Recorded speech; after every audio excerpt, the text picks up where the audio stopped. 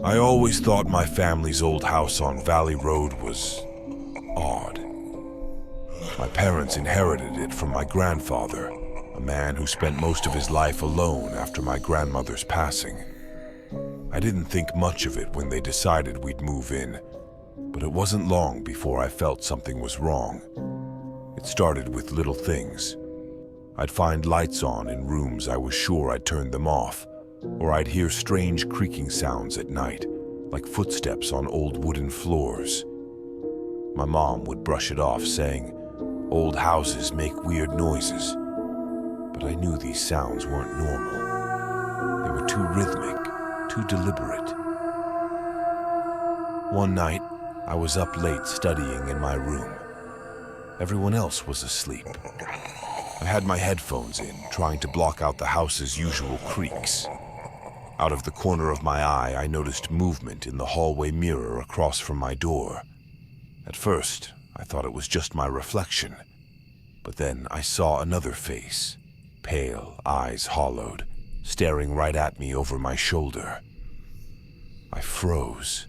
My heart pounded so loud I thought it would wake the whole house. When I finally mustered the courage to turn around, no one was there. But the mirror... that face stayed in the mirror for a heartbeat longer before fading.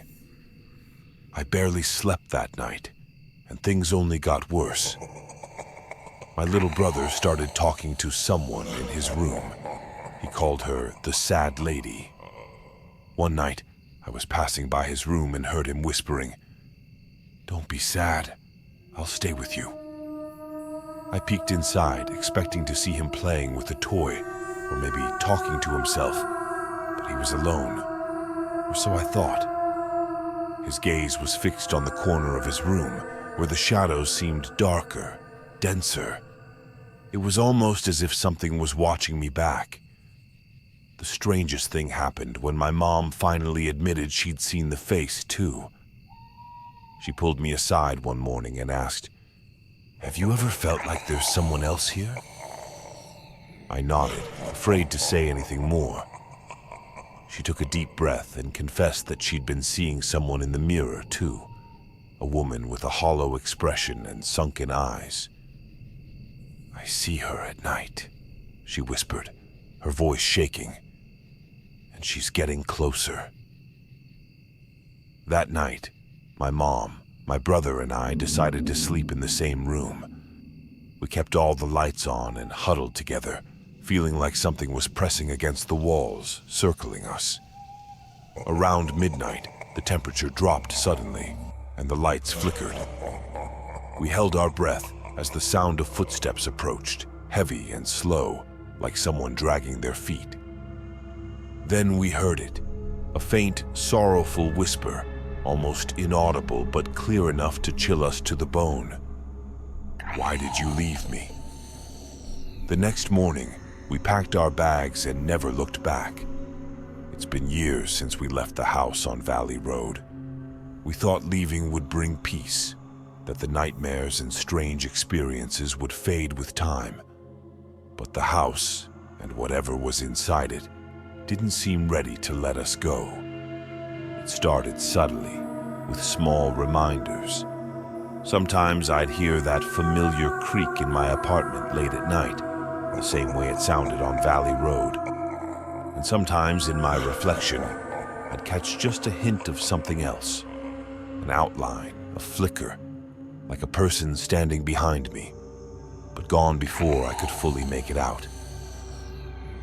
My little brother, who barely remembered much about that house, began talking about his imaginary friend again. He called her the sad lady, just like he did back then. He'd tell me, "She misses us. She says we left her behind." One night, my mom called me in a panic. She was crying, her words choked out between sobs. "It's happening again," she said, her voice cracking. She had been getting up in the middle of the night, walking to the bathroom mirror without even realizing it. And every time, she saw the woman's reflection, standing right beside her, a bony hand on her shoulder. She's smiling now," my mom whispered, think she wants us to come back." I brushed it off, convinced she was just stressed. But then one evening, after a long shift at work, I fell asleep on my couch. I woke up to complete darkness, my apartment feeling colder than it should have been. I tried turning on the lamp, but it wouldn't light up. Frustrated, I reached for my phone, but the screen stayed black, like all the power had gone out.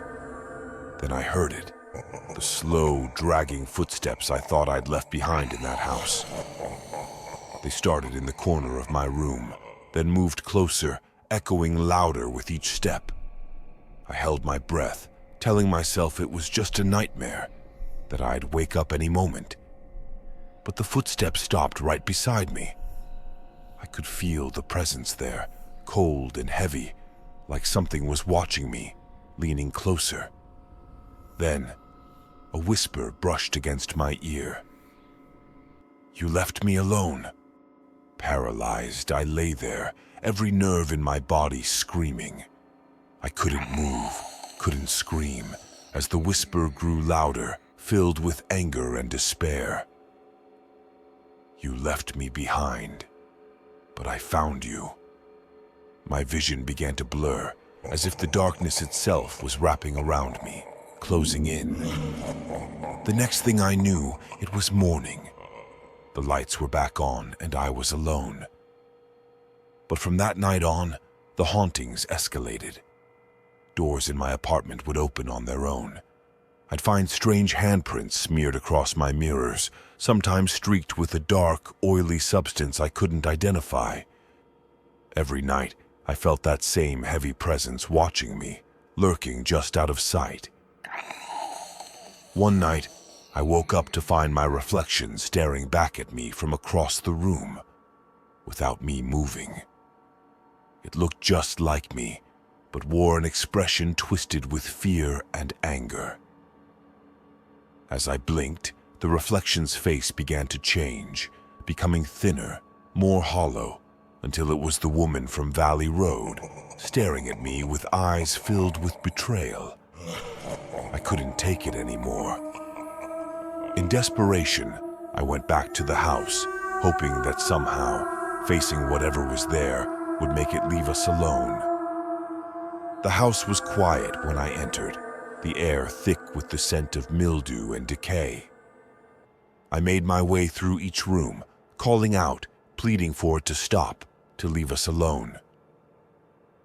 Then I reached the old mirror in the hallway, the same one where I'd seen her face years ago. As I stood there, the air grew frigid, and I felt something icy brush against my skin. I looked into the mirror, and there she was, her face inches from mine. Her mouth twisted into a grimace as she whispered, "You can't leave me again." The next thing I remember, I woke up outside the house, my hands ice cold, my throat raw from screaming. We sold the house after that, but sometimes I still see her face. In mirrors, in windows, in my dreams. I know she's not done with me. She's waiting, watching, biding her time.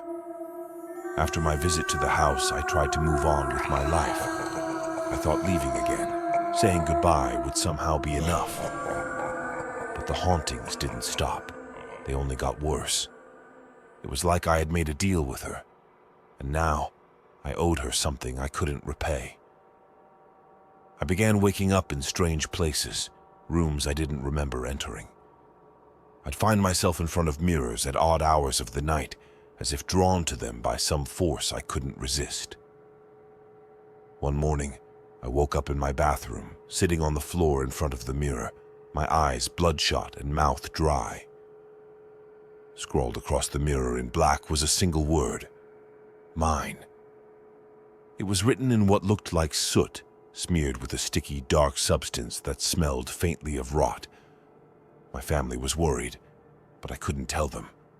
I knew what she wanted. She wanted me back at that house, alone, with no chance to escape this time. I tried everything, burning sage, consulting mediums, even spending a night at a church, but it didn't help. She was always there, in every reflective surface, every dark corner, watching, waiting. One night I fell asleep on the couch, exhausted from days of sleeplessness. That's when the worst nightmare of my life began. In the dream, I was back on Valley Road, standing outside the house in the dead of night. The windows were lit from within, an eerie, pulsating glow casting shadows that danced across the yard. Slowly, almost against my will, I walked inside. The house was different, darker, filled with thick, shadowy shapes that seemed to writhe and move. The walls pulsed like something alive, and I felt trapped, as if the house had closed in around me. I turned to leave, but the door had vanished. Behind me, I heard her whisper, closer than ever before. "Come closer." Her voice was different now, no longer sad. It was full of anger and satisfaction, like she had finally gotten what she wanted. I felt something icy wrap around my wrist, pulling me toward the mirror at the end of the hallway. I struggled, but my body was moving on its own, drawn toward the reflection. In the glass, I saw her standing beside me, her face inches from mine, her hollow eyes now filled with a twisted glee. She grinned, revealing teeth blackened and sharp, as if they'd decayed in her mouth. I screamed, but no sound came out. She raised a finger to her lips, as if to shush me. Then, in one swift motion, she stepped into the mirror, vanishing from my side, and I watched as her reflection became my own. Suddenly, I felt trapped, like I was on the other side of the mirror, looking out at my own body. My reflection, no, she, smiled, raising her hand in a little wave before turning and walking away, leaving me there, pounding against the glass, unable to move or scream. I was trapped, watching her live my life, knowing no one could hear me.